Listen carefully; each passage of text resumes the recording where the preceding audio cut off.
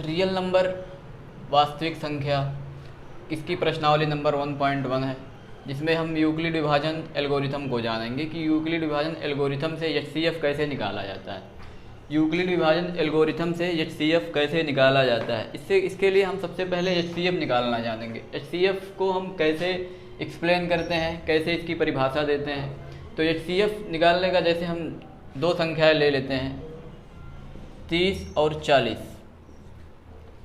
HCF मतलब highest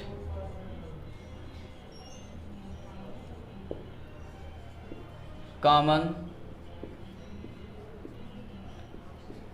highest मतलब महत्तम समापवर्तक, इसी को बोला जाता है महत्तम समापवर्तक। हाईएस्ट कॉमन फैक्टर, महत्तम समापवर्तक, इसका तो हम एक कक्षा 9 में पढ़ ही लिए हैं कि एचसीएफ निकालते कैसे हैं। जैसे हम 40 और 30 का निकालना है तो बड़ी संख्या को हमेशा भाज्य के तौर पे लिख देते हैं और छोटी संख्या को हमेशा भाजक के तौर पे लिख देते हैं। यहाँ भागफल एक बार जाएगा, 10 बच जाएगा, ये हमारा शेषफल बचा। फिर भाज्य को फिर हम भाजक को ही भाज्य बनाते हैं। 10 तियां 3 बार गया, 0 बचा। एचसीएफ की एक कंडीशन ये होती है कि एचसीएफ तब तक नहीं मिलता जब तक हमारा शेषफल शून्य नहीं हो जाता। जब तक हमारा शेषफल शून्य नहीं हो जाएगा तब तक हम एचसीएफ नहीं निकाल सकते, तब तक हम एचसीएफ नहीं निकाल सकते। लेकिन इससे या हाईएस्ट कॉमन फैक्टर को कैसे हम एक्सप्लेन करते हैं, कैसे हम इसकी डिफिनेशन देते हैं या परिभाषा देते हैं, वो यहाँ से देखेंगे। ये तरीका तो सभी जानते हैं, 9th में तो पढ़े हो ना। 9th में तो ये सभी पढ़े हैं कि ऐसे निकाला जाता है। लेकिन इसकी डिफिनेशन कैसे देते हैं कि ये हाईएस्ट कॉमन फैक्टर आखिर है क्या। हाईएस्ट कॉमन फैक्टर 30 का हम सबसे पहले देखते हैं कि कितने गुणक हैं। 30 का गुणक मतलब 30 को कौन सी संख्या काट देती है। तो इसको कितने से काटा जा सकता है। 30 को 1 से तो कटेगा ही, पहले 1 से, 2 से भी कट जाता है और 3 से भी कट जाएगा और 5 से कटेगा, 6 से कटेगा, 10 से कटेगा, 15 से कटेगा, 30 से कटेगा। ये इसके गुणक हैं। 30 के 1 2 3 4 5 6 7 8 मतलब कोई भी संख्या हो, उसके चाहे जितने गुणक हों, उससे नहीं लेना। लेकिन हमें चाहिए कि हाईएस्ट कॉमन फैक्टर। अब हम 40 पे आते हैं। 40 को हम कैसे निकालते हैं। 40 का 1 होगा, 2 होगा, 4 होगा, 5 होगा, 8 होगा, 10 होगा, 20 होगा, 40 होगा। अब हम यहाँ कितने कॉमन फैक्टर हमें मिल गए। अब हम एचसीएफ निकालने के लिए इसमें और इसमें कितने कॉमन है, कितने उभयनिष्ठ हैं हमें जो मिले हैं। इसमें भी है और इसमें भी है, कितने ऐसे संख्याएं हैं हम यहाँ से निकालेंगे। 1 है हमारा सब में कॉमन, यहाँ भी है, यहाँ भी है। 2 भी है, 3 नहीं है, 5 है, 6 नहीं है, 8 नहीं, 10 है और कोई नहीं है। ठीक है। हम एचसीएफ को डिफाइन कैसे करते हैं, हमें एचसीएफ को परिभाषित कैसे करते हैं, इसके लिए हमें ये करना थोड़ा सा, ये आप लोग का है नहीं। एचसीएफ निकालने का यही तरीका है जो हम भाग विधि से लगाते हैं एचसीएफ को, यही वाला। लेकिन ये हम इसको डिफाइन कैसे करते हैं कि मतलब ये हाईएस्ट कॉमन फैक्टर है आखिर क्या, मतलब महत्तम समापवर्तक है, होता कैसे है। तो ये हमारा इतने कॉमन फैक्टर हमें मिल गए, इतने उभयनिष्ठ हमें मिल गए। उभयनिष्ठ ही को बोलते हैं कॉमन इंग्लिश। तो 1 2 5 10 ये हमारे दोनों में कॉमन, हमें कॉमन चाहिए। कॉमन हमें मिल गया, लेकिन हमें फिर चाहिए कि हाईएस्ट मतलब सबसे बड़ा इसमें हाईएस्ट में इन चारों में सबसे बड़ा कौन है, 10। तो ये हमारा सीधा एचसीएफ यही निकल जाता है, एचसीएफ बराबर 10। कैसे, क्योंकि हमें हाईएस्ट मतलब सबसे बड़ा और कॉमन फैक्टर, सबसे बड़ा कॉमन फैक्टर हमें मिलना चाहिए। सबसे बड़ा कॉमन फैक्टर एक नहीं, एक कॉमन है लेकिन सबसे बड़ा नहीं है, 2 कॉमन है लेकिन सबसे बड़ा नहीं है, 5 कॉमन है लेकिन सबसे बड़ा नहीं है, 10 कॉमन है और यही सबसे बड़ा है। और अगर दूसरी संख्या लेते तो और बड़े, इसके लिए हमें और बड़ी संख्या ले सकते थे, 50, 60, 80, 75, जो भी संख्या आपको लेना है HCF निकालने के लिए, जो भी संख्या में। तो हमें सबसे ज़रूरी है कि हाईएस्ट कॉमन कौन है, दोनों संख्याओं में हाईएस्ट कॉमन क्या है। 2 संख्या भी हो सकती है, 3 संख्या भी हो सकती है, 3 संख्याओं में हाईएस्ट कॉमन फैक्टर क्या है। अब जैसे 3 संख्याएं हम ले लेते हैं, हम 30 के बाद 50 ले लिए, एक और संख्या ले लिए 50 ले लिए, 1 होता है इसका, 2 है, 5 है, 10 है, 25 है, 50। अब इसमें कॉमन क्या है, 1 कॉमन है जो तीनों में कॉमन हो। ये नहीं कि मतलब इसमें कॉमन है इसमें कॉमन है, जो तीनों में कॉमन हो। 1 कॉमन है हमारा, 2 कॉमन है हमारा, 5 कॉमन है हमारा, 10 कॉमन है हमारा। अब इसका भी हमें हाईएस्ट कॉमन फैक्टर अगर निकालना है तो हमें देखना है कि इन कॉमनों में से, इन उभयनिष्ठों में से सबसे बड़ा कौन है। यहाँ भी 10 है, HCF हमारा तीनों संख्याओं का HCF 10 आ जाएगा। तीनों संख्याओं का HCF हमारा 10 आ जाएगा। समझ में आ गया ये HCF क्या है। अब निकालने के तरीके हमें पता हो गए, HCF कैसे निकालते हैं। HCF का यही है कि वह बड़ी से बड़ी संख्या जो किसी भी संख्या में कॉमन, उसके गुणकों का कॉमन हो, मतलब उसके गुणक, ये गुणक है 30 का 1 गुणक है, 2 गुणक है, 3 गुणक है, 5 गुणक है, 6 गुणक है, 10 गुणक है। तो इसमें है सबसे बड़ा उभयनिष्ठ गुणक, इसमें जो भी होगा सबसे बड़ा उभयनिष्ठ गुणक, वह बड़ी से बड़ी संख्या है जो 30, 40, 50 को पूरी तरह डिवाइड करता है। मतलब इसका यही है कि 30, 40 HCF का ये डिफिनेशन होती है कि वो सबसे बड़ा गुणक, तीनों का सबसे बड़ा गुणक, गुणक मतलब जैसे जो भी गुणक है, 3 भी गुणक है, 5 भी गुणक, वह गुणक जो तीनों संख्याओं को पूरी तरह डिवाइड कर देता है। तो सबसे बड़ा गुणक कौन है, 10। 5 से भी तीनों संख्या पूरी तरह भाज्य हो जाएंगी, 2 से भी हो जाएंगी, 1 से भी हो जाएंगी। समझ में आ गया। ये ऐसा कुछ है ना, ये HCF को डिफाइन करने का एक तरीका है। मतलब इसे एक्सप्लेन कैसे करते हैं, इसकी परिभाषा कैसे दी, ये इसकी HCF की परिभाषा कि वह बड़ी से बड़ी संख्या जो कितनी भी संख्या हो, चाहे 2 हो, 3 हो, 4 हो, उन संख्याओं को पूरा विभाजित कर दे। वह बड़ी से बड़ी संख्या जो कितनी भी संख्या हो, चाहे 4 संख्या हो, 5 संख्या, जो 5 या 6 संख्याओं को पूरा विभाजित कर दे और सबसे बड़ी भी हो, उभयनिष्ठ हो और सबसे बड़ी भी हो। अब हम आ रहे हैं एल्गोरिथम। यूक्लिड विभाजन एल्गोरिथम थ्योरम है क्या। हम इसमें सीधा आते हैं, एक फार्मूला हमारा है यूक्लिड विभाजन एल्गोरिथम का, A बराबर B गुणे Q प्लस R। ये हमारा है भाज्य, याद रखना भाज्य, ये वहाँ भाज्य, ये है हमारा भाजक, ये हमारा है भागफल, ये हमारा है शेषफल, ये हमारा है शेषफल। ठीक है।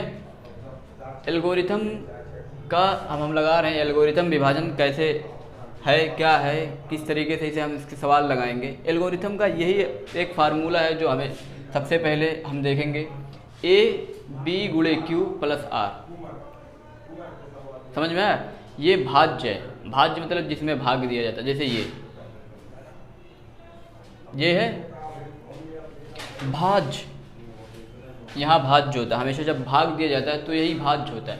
यहाँ भाजक होता है, यहाँ भागफल होता है और यहाँ शेषफल जो बचता है। ये कोशेंट होता है, ये रिमाइंडर होता है। ये रिमाइंडर, ये कोशेंट, और डिवाइज़र, ये डिविडेंड, मतलब ये हमारा भाज्य, ये भाजक, ये भागफल और ये शेषफल। अब हम इसको हम कहते हैं कि मतलब 2 बार 3 बार रिपीट करके लगाना पड़ता है एक ही सवाल में। हम 2-2 बार एल्गोरिथम थ्योरम का प्रयोग करना पड़ता है। जब हम सवाल लगाएंगे तो एक ही सवाल को 2-2 3-3 बार एल्गोरिथम का प्रयोग करना पड़ेगा एक ही सवाल में। जैसे एग्जांपल के लिए हम ले लेते हैं, कोई क्वेश्चन है, 135 225 का यूक्लिड विभाजन एल्गोरिथम द्वारा HCF निकालिए। यूक्लिड विभाजन HCF द्वारा, यूक्लिड विभाजन एल्गोरिथम द्वारा HCF निकालना। जैसे 135 है और 225, हम यहाँ क्या करते हैं कि हमारी जो सबसे बड़ी संख्या होती है हम यही तो निकालते हैं। जैसे हमारा इस तरह से निकालना हो, हमें इस तरीके से निकालना हो कि हम इसका 225 का 135 कैसे निकालेंगे। इस तरह से हमें जब निकालते हैं तो हम सबसे क्या करते हैं, यही तो करते हैं, यही करते हैं ना कि हमें जब 135 और 225 का HCF निकालना रहता है तो हमारा यही तरीका है, ऐसे ही निकालते हैं ना हम, 9th में वैसे ही निकालें। तो इसको हम सबसे पहले क्या करते हैं, इसको हम सबसे बड़ी संख्या को हम हमेशा भाज्य बना लेते हैं और छोटी संख्या को भाजक बना लेते हैं। भाज्य भाजक समझ में आ रहा है, कन्फ्यूजन होगा लेकिन 2-3 बार समझ में देख लोगे तो समझ में आ जाएगा। मतलब सबसे बड़ी संख्या को हम भाज्य बना लेते हैं और सबसे उसमें जो छोटी संख्या होती है उसको भाजक बना लेते हैं और इसी से हम HCF निकालने लगते हैं। एक आया 135, 0 12 में की 9, 3 गया 9, 90 हमारा शेषफल बच गया। अब फिर हम क्या करते हैं, अब हम फिर इस भाजक को फिर हम भागफल के रूप में लिख लेते, इस भाजक को हम भाज्य के रूप में रख लेते हैं। अब 135 को हम फिर रख लेते हैं यहाँ, यही करते हैं ना। तो यही जब हम एल्गोरिथम लगाते हैं तो यही बार बार रिपीट होता है। कभी फिर ये भाजक भाज्य की जगह पे आ जाता है और शेषफल भाजक की जगह पे आ जाता है। यहाँ भी यही रिपीट होगा, इसमें कुछ नया नहीं है कि एल्गोरिथम थ्योरम कोई नई चीज़ है उससे HCF नहीं कैसे निकालेंगे, ये कोई नई चीज़ नहीं है, यही है बस। इसका जैसे इसमें बार बार रिपीट हो रहा है, बार बार हमारा ये भाजक भागफल बन रहा है, भाजक भाज्य बन रहा है यहाँ हमारा, यहाँ से उठ के भाजक और भाज्य समझ में आ रहा है ना, कन्फ्यूज़न ना हो। ये हमेशा भाज्य होता है, भाज्य सबसे बड़ी संख्या जो भी होगी वो हमारा भाज्य होगी। ये हमारा भाजक, यहाँ जो बचेगा ये भागफल, ठीक है। अब 90 से फिर हम एक बार लेकर जा रहे हैं और शेषफल की HCF निकालने की एक कंडीशन है, हमेशा शेषफल, जब तक शेषफल 0 ना आ जाए तब तक हम HCF नहीं निकाल सकते, ठीक है। जब तक हमारा शेषफल 0 ना आ जाए तब तक हम HCF नहीं निकाल सकते। 135 90 आया, एक बार गया, फिर यहाँ से कितना बचा 45, चल नहीं रहा है यार, चलो यहाँ से हम उठा के यहाँ 45। अब फिर हम इसी भाजक को भागफल बनाएं, भाज्य बनाएंगे, सही है। इसी भाजक को हम फिर भागफल बनाए, यही होगा हमेशा इसमें भी। भाज्य यहाँ रखोगे, भाज्य यहाँ रखोगे, भाजक, और कितनी बार गुणा करके इसको बैलेंस करोगे, प्लस जो घटेगा यहाँ R जोड़ोगे, ठीक है। जैसे अब 135 में 90 जोड़ोगे 225 आ जाएगा। यही बैलेंस हमें करना, हमें हमेशा बराबर, जैसे कोई भी चीज़ यहाँ अगर ऐसे बराबर कर दी गई तो इसका मतलब ये है कि यहाँ अगर 1 है तो यहाँ भी 1 ही होगा। यहाँ अगर 4 है तो यहाँ 2 + 2 भले ही लिखना पड़े लेकिन यहाँ हमें 4 ही करना है। ये हमारा 4 ही बराबर के इक्वल हमेशा बराबर होना चाहिए।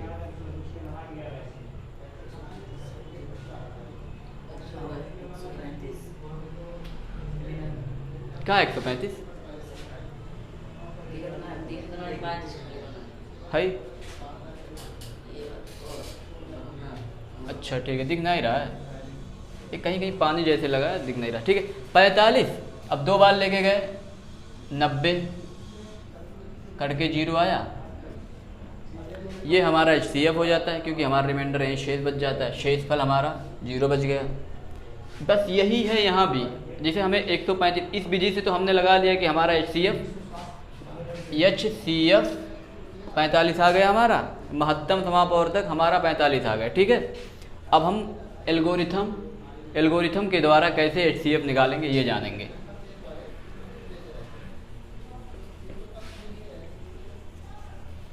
जैसे हम HCF निकालते हैं, कक्षा 9 में हमने निकाला होगा, जैसे कि हम बार बार रिपीट करते हैं कि भाजक को भाज्य बनाते हैं, भाजक को भाज्य बनाते हैं, शेषफल से फिर शेषफल को भाजक बना लेते हैं।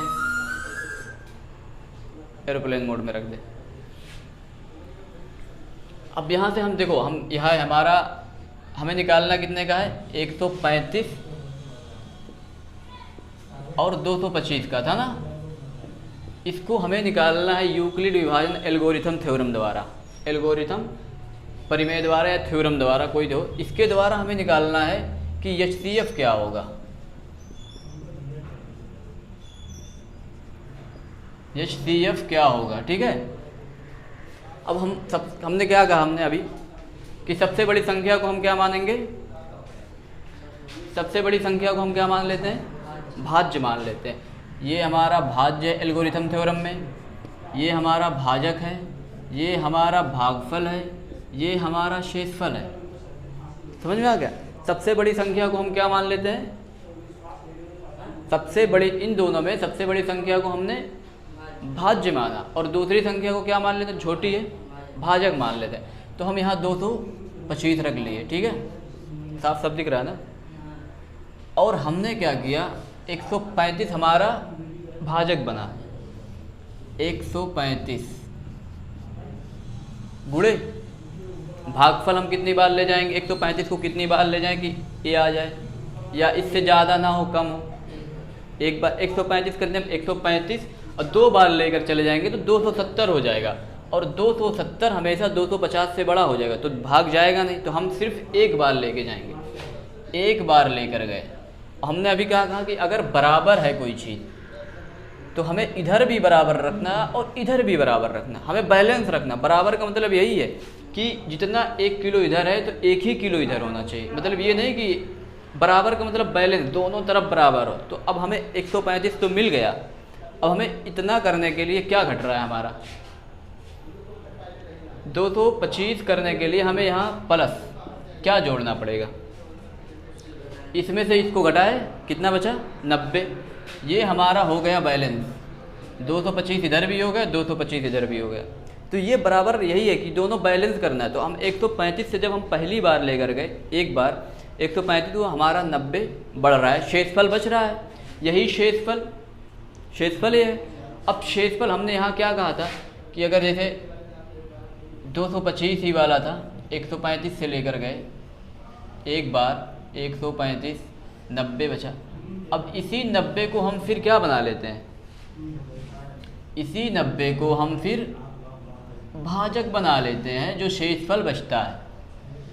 और जो संख्या वो बची यहाँ होती है, जो पहले भाजक होती है, उसको फिर हम भागफल बना लेते हैं।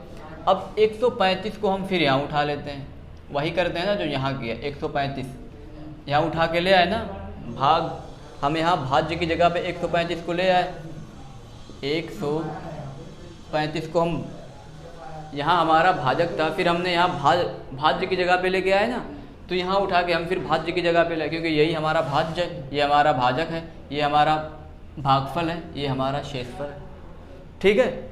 135। अब फिर हमने क्या किया, हमने यहाँ जो शेषफल बचा था इसी को तो हमने भाजक बना लिया। फिर जो हमारा शेषफल बचा, यहाँ हमारा शेषफल क्या बचा, रिमाइंडर। यही आर का मतलब रिमाइंडर होता है, रिमाइंडर मतलब बचा कुचा, जो बचा हो। ये हमारा नंबर 90 है, ये हमारा क्या बन गया, यहाँ भाजक आके बन गया, फिर हमारा भाजक बन गया। तो हम यहाँ 90 रख लेंगे, हमारा भाजक जो बी था, हम 90 यहाँ रखते हैं ना इस मेथड से। जब इस मेथड से हम HCF निकालते हैं तो 90 तो हम रखते ही हैं। अब 90 से 135 कितनी बार जा सकता है, एक ही बार जाएगा, 2 बार चला जाएगा तो 180 चला जाएगा, तो 180 135 से बड़ा हो जाएगा, तो हम 1 रख लेते हैं। अब हम फिर हम बैलेंस करेंगे, फिर हम बैलेंस करेंगे इसको। 135 इधर भी हमको 135 लाना है। अब 135 लाने के लिए हमें और क्या रखना पड़ेगा, क्या जोड़ना पड़ेगा, 45। अब 135 में से घटा लो, या तो हमें पता है कि 90 में प्लस 45 जोड़ दो 135 आ जाएगा, तो हम यहाँ 45 लिख दिए, जुड़ गया, यहाँ भी बैलेंस हो गया, यहाँ भी बैलेंस हो गया। यही है एल्गोरिथम थ्योरम को हम बार बार रिपीट करते हैं, भाई घुमाते हैं, वही ए बराबर बी क्यू प्लस आर को बार बार घुमाते हैं, ठीक है। अब फिर क्या, हमारा शेषफल अभी बचा नहीं, जब तक शेषफल 0 ना हो जाए तब तक हम HCF नहीं निकाल सकते। अब हम यहाँ 45 बचाए, अब फिर हम इसी भाजक को फिर हम भागफल के रूप में लिख लेते हैं, हाँ भाज्य के रूप में लिख लेते हैं, हाँ सही है, भाज्य के रूप में लिख लेते हैं। इसी भाजक को हम फिर भाज्य के रूप में लिखें, अब फिर इसी भाजक को हम भाज्य के रूप में लिख लिए, फिर हमारा 90 भाज्य बन गया। अब हम क्या करेंगे, जो हमारा शेषफल बचता है उसी से फिर हम भाग देते हैं, भाजक हो जाता है, फिर ये 45 हमारा भाजक हो गया, जैसे यहाँ से हमारा 45 भाजक हो गया, ये हमारा 90 भाज्य हो गया, ठीक है। हाँ, अब 45 को इसमें गुणा कितनी बार जाएगा, 45 दूना 90 गुणे 2, अब बराबर हो गया, तब ये हमारा शेषफल 0 हो गया, रिमाइंडर। अब हम यहाँ सीधा कह सकते हैं HCF हमारा 45 है। एल्गोरिथम थ्योरम इसी तरह लगाया जाता है, मतलब हमेशा जैसे इस तरह इसमें लगाते हैं, भाज्य को शेषफल को भाजक बना लेते हैं, भाजक को भागफल बना लेते हैं, ऐसे ही यहाँ भी होता है एल्गोरिथम थ्योरम में, वही रिपीट करना, कोई नई चीज़ नहीं है, ठीक है। ये हमारा एल्गोरिथम थ्योरम है, इस तरह इस एल्गोरिथम थ्योरम पे सवाल आते हैं, ठीक है। एक सवाल और लेते हैं हम, दूसरा क्या है, 196 और 38, ठीक है। एक सवाल और लेते हैं, अच्छे से समझना इसको, समझ में आ रहा है ना, जहाँ दिक्कत हो तुरंत पूछ लो कि मतलब ये दिक्कत है, ये नहीं समझ में आया, ठीक है। हम एक और ले लेते हैं,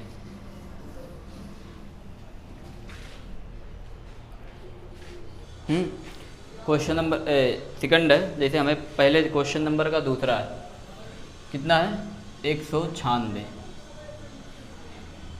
गुणा उड़ा करना तो बेहतर आता है, आराम से गुणा कर लेते हो, 196 और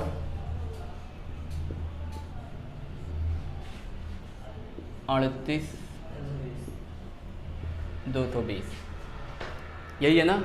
हमें एल्गोरिथम थ्योरम से इसको HCF निकालना है, हमें HCF निकालना है, ये किससे, यूक्लिड विभाजन एल्गोरिथम थ्योरम से निकालना है। इस है हमें इस तरह निकालना होता है, ये वाला तो हम निकाल लेते, आराम से निकाल लेते, कोई दिक्कतें नहीं होती। अब हम क्या करते हैं, हम एल्गोरिथम इस परिमेय को लगाने के लिए सबसे पहले हम क्या करते हैं कि जो बड़ी संख्या है, इन दोनों में बड़ी यही है, इन दोनों में बड़ी संख्या यही है, हम इसको क्या बनाएंगे, भाज्य बनाएंगे। हम इसको सबसे पहले, ये हमारा फार्मूला होता है, ये भाज्य बराबर भाजक गुणे भागफल प्लस शेषफल, इंग्लिश में है ये डिविडेंड डिवाइजर कोशेंट रिमाइंडर, ठीक है। अब हम सबसे बड़ी संख्या को क्या लिखते हैं, भाज्य लिखते हैं, हमने लिख लिया।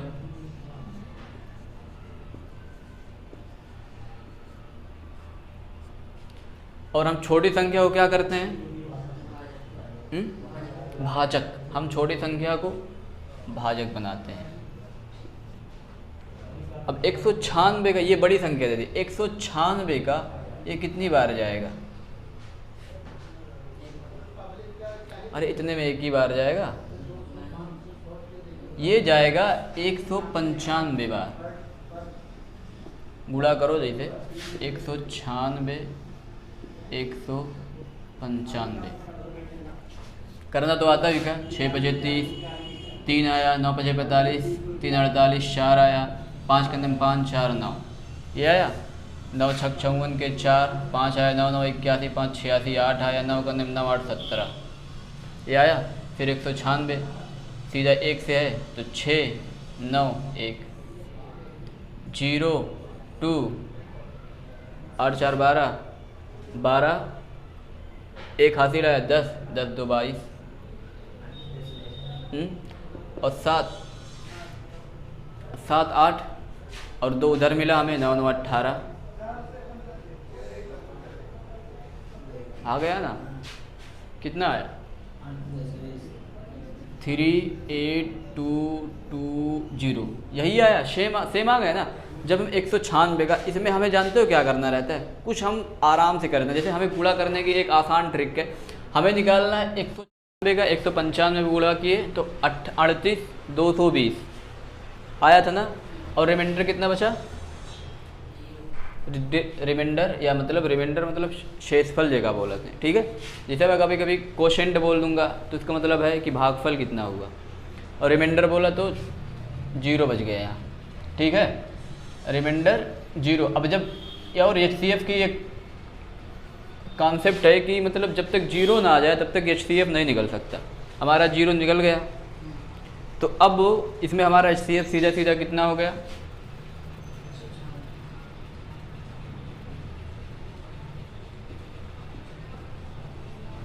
HCF हो गया हमारा 196, ठीक है। अब एक क्वेश्चन और लेते हैं, वो 3 संख्या जैसे ले लेता है। जैसे 1 संख्या 2 संख्या 1 संख्या और ले लेगा, 3 संख्या जब ले लेता है तब हम कैसे निकालते हैं कि यूक्लिड विभाजन से एल्गोरिथम, तब हम कैसे निकालते हैं जब 3 संख्या ले लेगा। जैसे 1 2 ही लिया, 1 संख्या और ले लिया, 3 संख्या तक वैसे है बोर्ड तक पूछा है 3 संख्याओं तक, तो तीसरी 3 संख्या वाला ले लेते हैं। हमें कोई है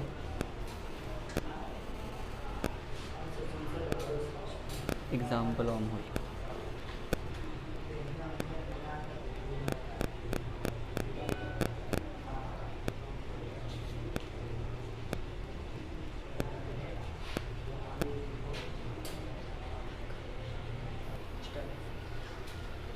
जैसे अब हम इसे 3 संख्याओं वाला एक लेते हैं। एक जैसे 2 संख्याओं में तो हम आराम से निकाल लेते हैं, 3 संख्या ले लें तो हम कैसे निकालेंगे हम एल्गोरिथम से HCF। 3 संख्या ले लिए, जैसे हम ले ही लेते हैं कि 225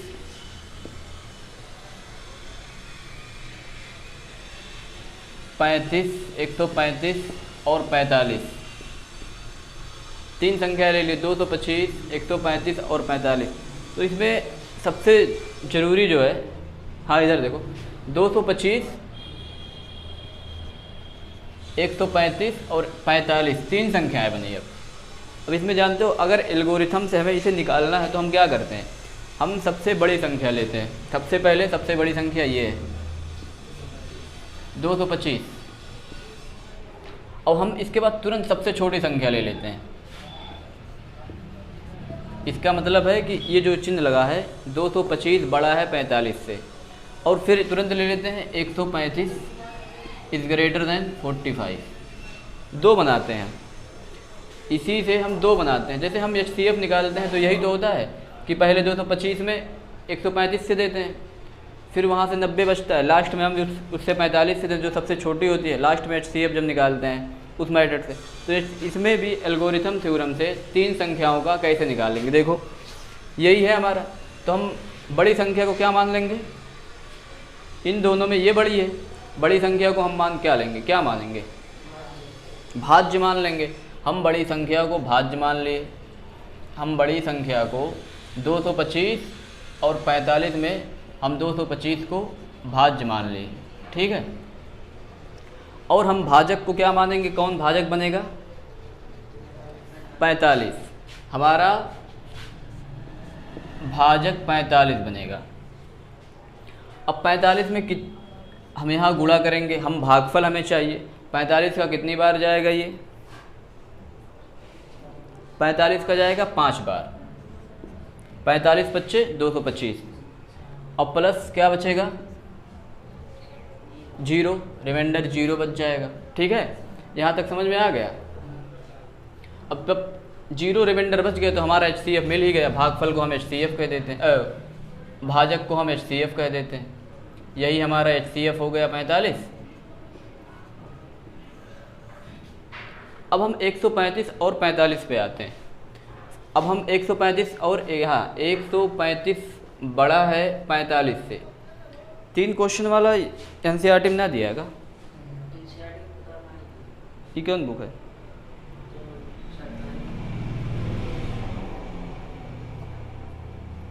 अच्छा, एनसीईआरटी तो इसमें ना दिए। तो 135 और 45 है, ठीक है। यही देखो यहाँ 225 में और 45 से लिए हमेशा जो 3 संख्या अगर दे दी तो सबसे बड़ी और सबसे छोटी, और जो दूसरे नंबर पे बड़ी है उसके बाद सबसे छोटी, 2 जोड़ा बनाएंगे हम। इससे इससे एक जोड़ा, इससे इससे एक जोड़ा। अब यहाँ देखो 135 है, 135 इसमें बड़ा है, 135 बड़ा है, तो इसको हम क्या मान लेंगे? हम तुरंत इसको मान लेंगे भाज्य। हमें अब उसके बाद हमें तुरंत 45 मानना, हमें 45 हम भाजक मान लेते हैं। अब हमें क्वोशेंट चाहिए और भागफल चाहिए, 3 बार जाएगा, 45 दिया 135 और रिमाइंडर कितना बच गया? 0। जैसे और किताबों में हम 3 है, लेकिन है नहीं, लेकिन कल लगवाऊंगा 3 वाला कि मतलब 3 कैसे हैं, और बहुत सवाल है उस बुका में। तो 45 दिया, तो यहाँ से हमारा रिमाइंडर एचसीएफ कितना हो गया? 45, ठीक है। अब यहाँ देखो, अगर ये सेम मिल गए, ये सेम मिल गए, मतलब यहाँ से भी हमारा एचसीएफ 45 मिल गए, यहाँ से भी एचसीएफ 45 में, तब हमारा आंसर होगा कि ये 45 45 एचसीएफ है।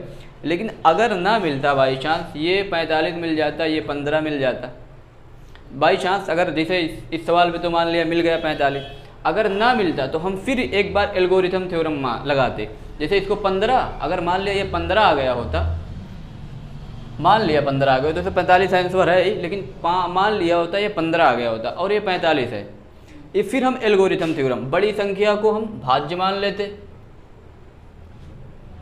भाजक मान लेते, छोटी संख्या को क्वोशेंट मान लेते, प्लस आर मान लेते, 45 को यहाँ रखते, 15 को यहाँ रखते भाजक के रूप में, और गुणे 3 करते प्लस 0। अब हम कहते कि अगर मान लिया जाता है कि ये 45 ना आया होता, यहाँ कुछ और संख्या आ गई होती, छोटी 45 है या उससे बड़ी, तो हम फिर से एल्गोरिथम थ्योरम लगाते, जो बड़ी होती उसे भाज्य मान लेते, जो छोटी होती उसे भाजक मान लेते, उसके बाद हम एल्गोरिथम थ्योरम लगाते, फिर जो आता वो इन दोनों का एचसीएफ होता, लघु महत्तम समापवर्तक होता, ठीक है नहीं क्वेश्चन नहीं तो लगाते।